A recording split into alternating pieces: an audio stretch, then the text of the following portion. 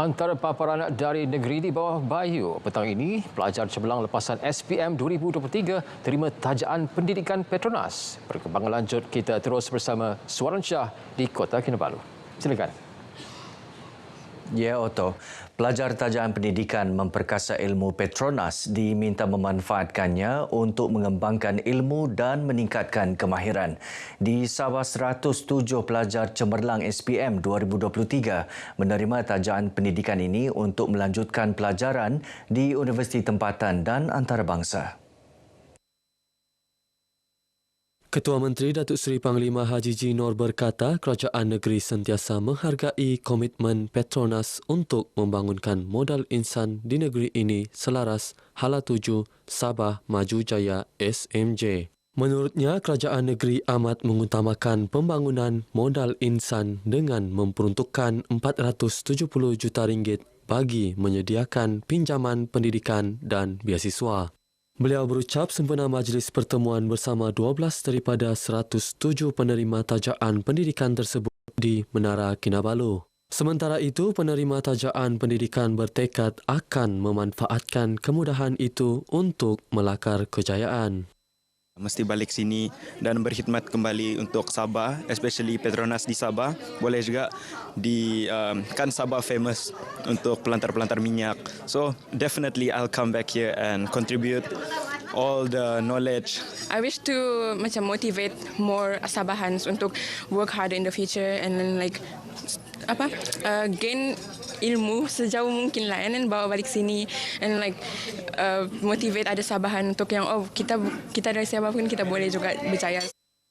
Sejak 1975, Petronas membantu lebih 38,000 pelajar di negara ini untuk melanjutkan pelajaran dalam pelbagai program pendidikan. Rakyat diajak mengibarkan jalur gemilang dan bendera Sabah bagi menyemarakkan lagi sambutan Bulan Kebangsaan. Ketua Menteri Datuk Seri Panglima Haji G. Nor berkata, rakyat perlu mengambil bahagian dalam inisiatif Satu Rumah, Satu Jalur Gemilang untuk menunjukkan rasa cinta dan penghargaan kepada negara. Datuk Haji G berkata inisiatif itu bukan sahaja menyemarakkan sambutan Bulan Kebangsaan, malah dapat memperkukuh ikatan perpaduan antara rakyat. Beliau berucap merasmikan program Kembara Merdeka Jalur Gemilang KMJG 2024 peringkat daerah Tuaran. Teksnya dibacakan Menteri Pembangunan Luar Bandar Datuk Jahid Jahim.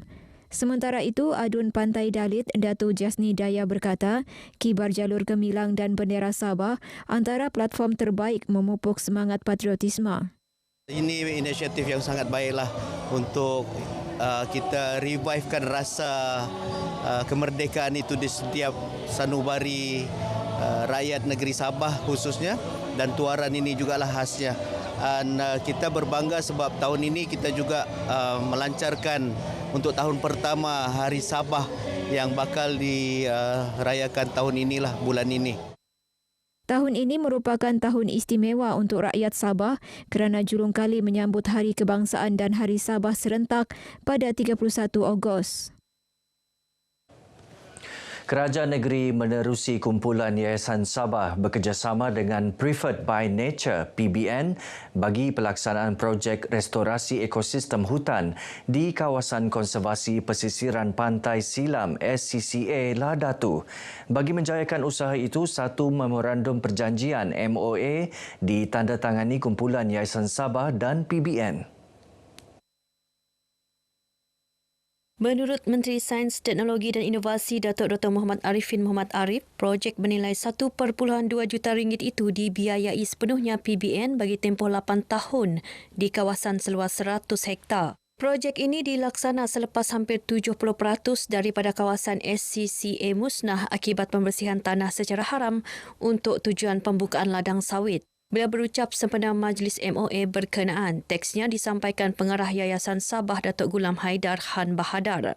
Sementara itu, Pengurus Kumpulan Bahagian Konservasi dan Pengurusan Alam Sekitar Yayasan Sabah, Dr. YD Sinun berkata kawasan itu akan dipulihkan sekaligus menjadi lokasi memiliki khazanah biodiversiti tinggi.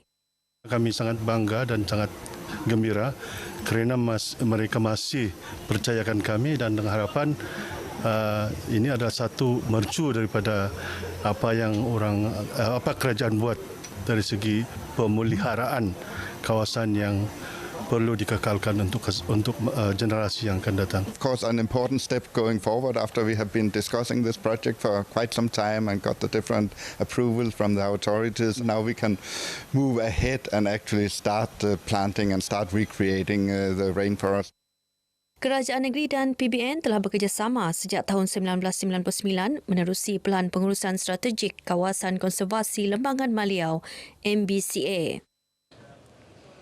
Kerajaan negeri menerusi Jabatan Perkhidmatan Kebajikan AMN JPKA diminta mempertimbang pembinaan sebuah kompleks warga emas yang baharu di negeri ini. Ketika mencadangkan perkara itu, Menteri Pembangunan Masyarakat dan Kesejahteraan Rakyat Datuk James Ratib mahu kompleks itu dilengkapi pelbagai prasarana untuk keselesaan warga emas.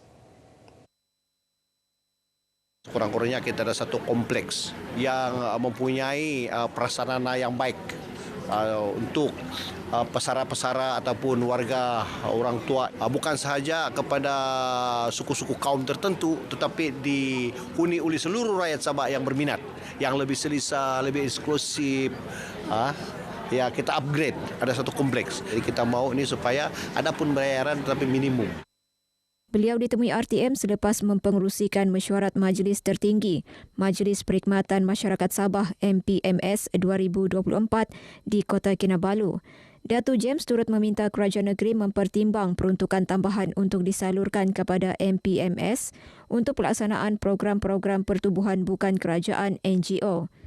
Terdahulu, beliau menyerahkan bantuan keuangan bernilai 1.72 juta ringgit kepada 18 NGO di Sabah bagi tahun ini. MPMS mempunyai 24 organisasi ahli di seluruh negeri, termasuk 2 NGO baharu iaitu Persatuan Autism Sabah dan Persatuan Mencegah Pengabaian Keluarga Sabah. 3 stesen radio beradu tenaga bagi menjayakan konsert Gagar Merdeka Kihoi GMK anjuran RTM Sabah di Padang Merdeka Kota Kinabalu malam esok. Ia melibatkan stesen radio Sabah FM, Sabah VFM dan Labuan FM. Program khas ini diadakan sejak tahun 2022 bersempena sambutan Hari Kebangsaan. Lebih menarik, program kali ketiga ini bagi memeriahkan sambutan Hari Kebangsaan dan Hari Sabah yang julung kali diraikan serentak pada 31 Ogos. Pengarah penyiaran Sabah, Salma Hashim, dalam satu kenyataan berkata, program Turun Padang bersama Jabatan Penyiaran Wilayah Persekutuan Labuan ini antara alternatif mendekatkan dan melestarikan jenama RTM kepada masyarakat setempat. Konsert ini bakal menampilkan beberapa artis terkenal tanah air iaitu Ernie Zakri, Hel Husaini, Izzat Lazim, Ilya Guntabit, Elika Paujin, Den Bisa, Rosario dan Ray Kimara. So, konsert ini adalah percuma. Tiada bayaran ya, sebab kadang-kadang takut ada orang buat scammer. Diorang akan jual tiket ke apa. Tidak, ini adalah konsert kerajaan. Konsert kerajaan untuk rakyat. So, konsert ini adalah percuma. Sila datang dan kalau ada yang menjual tiket untuk konsert ini, itu adalah skema. Kami tidak menerima sebarang penjualan tiket dan kami tidak menerima sebarang duit. So, ini adalah percuma kepada orang ramai. Kita ingin memeriahkan selain daripada sambutan Hari Kebangsaan tapi juga sambutan Hari Sabah ya, yang merupakan tahun ini tahun yang bersejarah apabila kerajaan negeri mewartakan sambutan Hari Sabah itu. Jadi kita turut meriahkan untuk sambutan Hari Sabah dan Hari Kebangsaan. Konsert ini akan disiarkan secara langsung menerusi Radio Sabah FM dan live Facebook dan TikTok rasmi RTM Sabah dan Labuan serta Sabah FM bermula pukul 8 malam hingga 10 malam. Ketua Menteri Datuk Seri Panglima Haji Nur dijadual hadir menyaksikan konsert yang dijangka menarik lebih 10,000 pengunjung. Nirona Newmont, RTM. Baik saudara, sekian perkongsian dari Negeri di Bawah Bayu. Kembali bersama Otto untuk lebih banyak perkembangan semasa dalam negara. Malaysia Madani, Jiwa Merdeka. Silakan Otto. Baik, terima kasih suaran langsung dari Kota Kinabalu, Sabah.